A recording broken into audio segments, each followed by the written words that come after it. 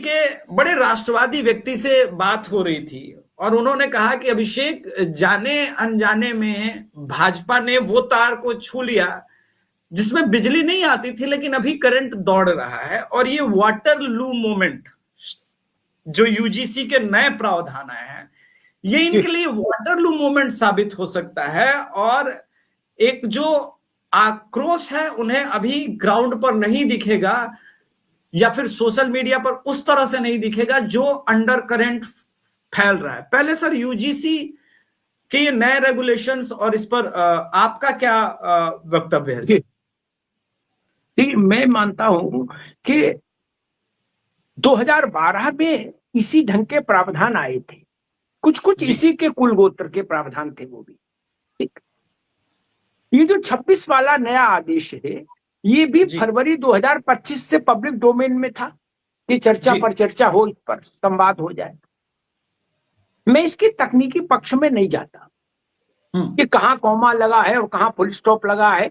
मैं मूल बात जानता हूं, और मूल बात ये कि किसी भी आदेश अध्यादेश कानून का असर इस बात से मापा और नापा जाना चाहिए कि प्रभावित वर्ग यानी जो स्टेक होल्डर्स हैं उन पर उसका क्या असर पड़ेगा और उसका क्या संदेश जा रहा है।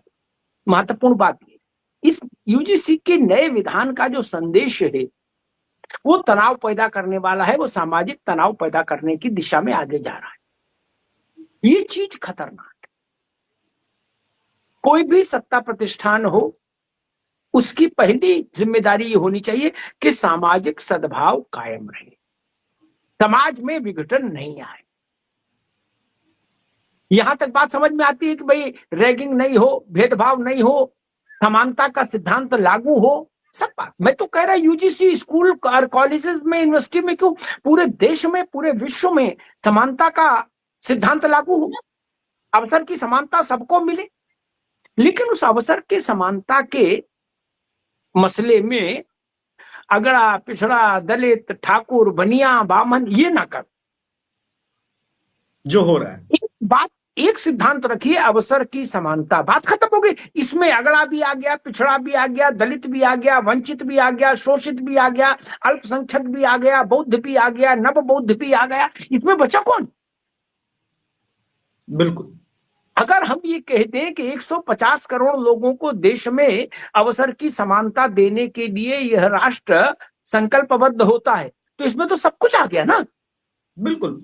इसमें पीडीए, सीडीए, बीडीए अलग अलग करेंगे क्या? नहीं ना। हो तो रहा है।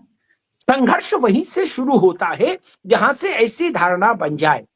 अब एक कमेटी बनेगी हर इंस्टीट्यूशन, हर संस्थान में, ठीक है भाई, बनाना चाहिए। वो कमेटी भेदभाव की घटनाओं पर निगाह रखेगी और उनको एक लॉजिकल एंड तक ले जाएगी, दंड विधान तक ले जाएगी। उस कमेटी में पिछड़ा होगा, मतलब ओबीसी होगा, दलित होगा, आदिवासी होगा, विकलांग होगा, महिला प्रतिनिधि होगा। तो फिर जो मुट्ठी भर बच गए उनका भी एक आध प्रतिनिधि रख लेते, इसमें क्या समस्या थी? कोई पुलिस पकड़ लेती? नहीं ना। यहाँ तो क्लियर कर दिया गया कि तुम ऑपरेटर हो और कॉलेज के कहीं मान लीजिए शिकायत अभिषेक के लिए हुई, तो अभिषेक कल कोर्ट जाएंगे, वो कहेंगे जब हमारा तो प्रतिनिधि कोई था ही नहीं कमेटी में, मेरी आवाज कैसे सुनी जाती? आप समझ रहे ना।